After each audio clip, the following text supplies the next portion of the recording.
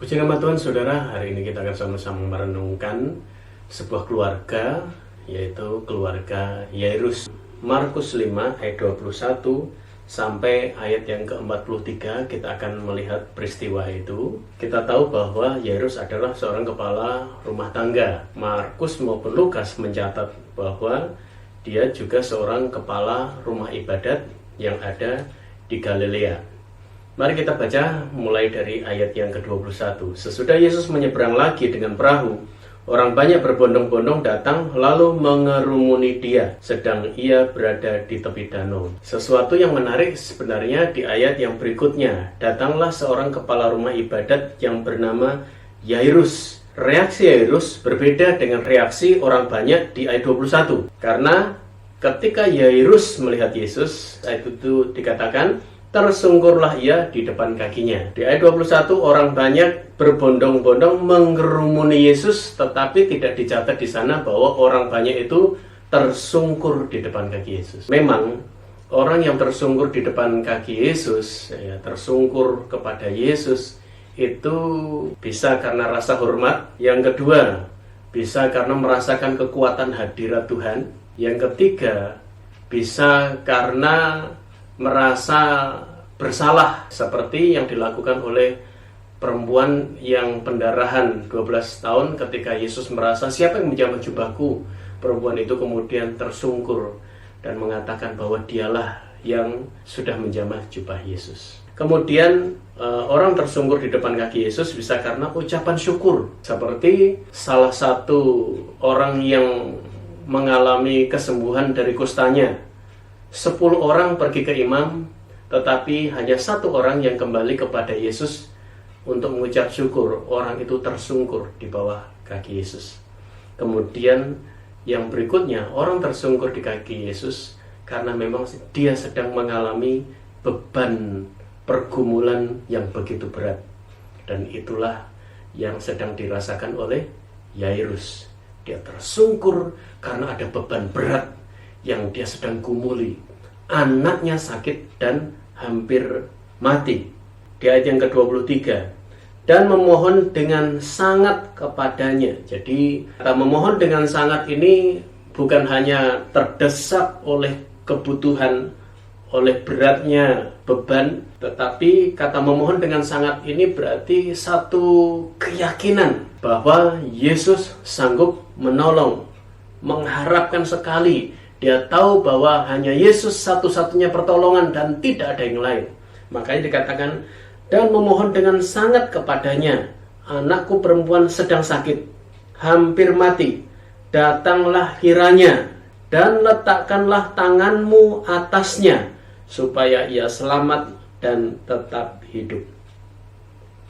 Perhatikan saudara, perlu bagi kita untuk memiliki tindakan dan keyakinan seperti Yairus. Saya kira kita harus juga memohon dengan sangat untuk Yesus hadir selalu di dalam keluarga kita. Amin saudara. Bukan hanya karena ada pergumulan, tetapi di segala situasi, di segala keadaan, kita harus memohon dengan sangat untuk Yesus selalu hadir dalam keluarga kita.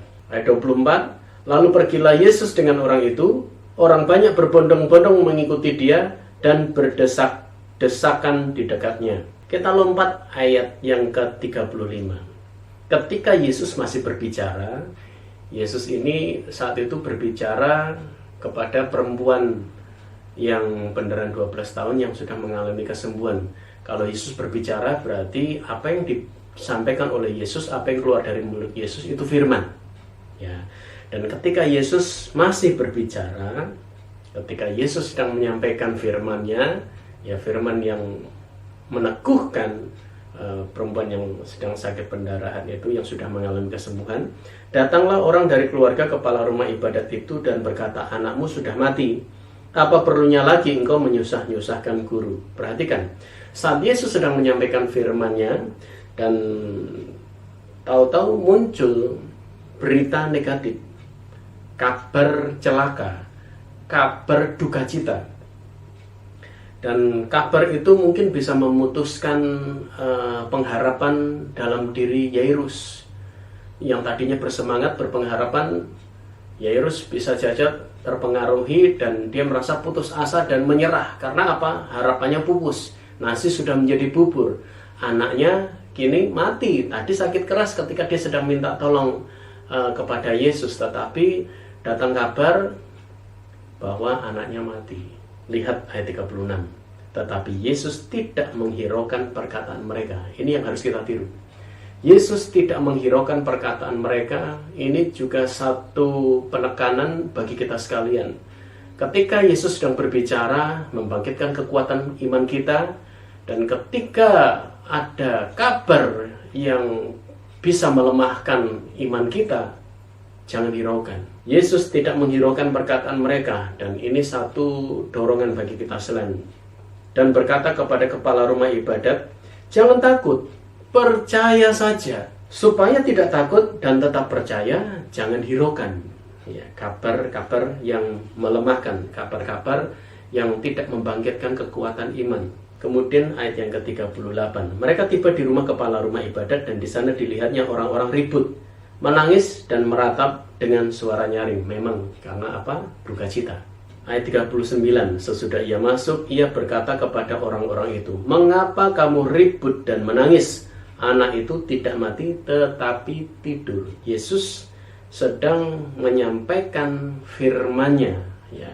Tetapi mereka mentertawakan dia, maka diusirnya semua orang itu. Yang menarik di ayat ini apa, saudara? Orang yang tidak percaya kepada perkataan Yesus, orang itu diusir. Ya. Mereka mentertawakan dia, menyepelekan dia, tidak menganggap perkataan Yesus. Orang itu diusir keluar, saudara. Jadi jangan pernah meragukan perkataan Yesus. Ketika ada orang-orang yang meragukan perkataan Yesus, orang itu diusir keluar. Maknanya apa, saudara? Maknanya itu seperti yang Yesus pernah katakan kepada murid-muridnya di pasal sebelumnya, Markus 4 ayat yang ke-11. Jawabnya, kepadamu telah diberikan rahasia kerajaan Allah, tetapi kepada orang-orang luar segala sesuatu disampaikan dalam perumpamaan. Jadi ada istilah orang luar, orang dalam. Murid-muridnya, orang terdekat dengan Yesus, disampaikan rahasia kerajaan Allah. Berarti Allah mengungkapkan isi hatinya kepada orang yang dekat dengan dia. Tetapi kepada orang luar ini orang yang bagaimana? Orang yang mentertawakan perkataan Yesus, orang yang tidak meyakini yang dikatakan Yesus, diusir keluar. Ya, jadi orang luar. Orang luar hanya disampaikan perumpamaan, tidak disampaikan atau tidak diungkapkan, tidak dibukakan isi hati Allah kepada orang-orang luar. Karena itu, jadilah orang yang dekat dengan Yesus. Di dalam ayat yang berikutnya, ayat 41, lalu dipegangnya tangan anak itu. Kok tidak ditumpangi tangan? Tadi bapaknya minta, datanglah, tumpangan tanganmu, supaya anakku tetap hidup.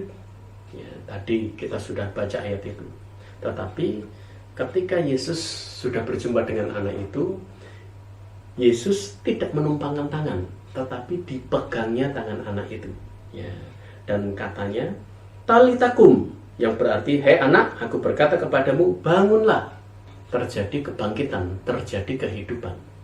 Sekarang mari kita sama-sama melihat mengapa kepada anak yang umur 12 tahun ini Yesus memegang tangannya, walaupun Yairus meminta Yesus menumpangkan tangan. Di dalam Matius 19 ayat yang ke-13 sampai 15, ketika orang-orang tua membawa anak-anak mereka kepada Yesus, Yesus menumpangkan tangan kepada anak-anak kecil. Tetapi kepada anak-anak remaja, anak-anak pemuda, Yesus memegang tangan. Terus kepada orang tua, Yesus ngapain?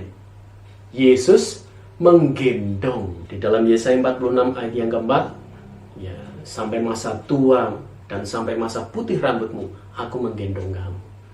Jadi artinya ketika anak-anak, Yesus menumpangkan tangan. Dan ketika menginjak remaja dan pemuda, kenapa Yesus memegang tangan? Karena Yesus ingin menuntun anak-anak muda. Yesus ingin mengarahkan mereka. Yesus ingin berjalan bersama dengan anak-anak muda, dengan anak remaja, Yesus melakukan tindakan-tindakan untuk setiap generasi. Tujuannya supaya setiap generasi itu mengalami kuasa jamahan Tuhan.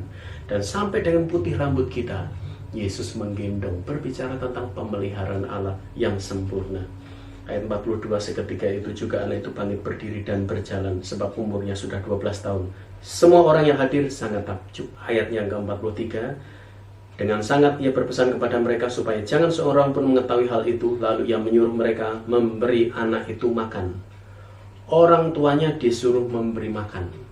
Ya, ketika anak ini sudah dibangkitkan, sudah dihidupkan. Nah, bagi kita orang tua, melalui kisah ini Allah ingin kita selalu memberi makan. Makan apa? Kan kita pasti orang tua memberi makan kepada anak-anak kita. Artinya kita sebagai orang tua harus memperhatikan kebutuhan makanan rohani anak-anak kita.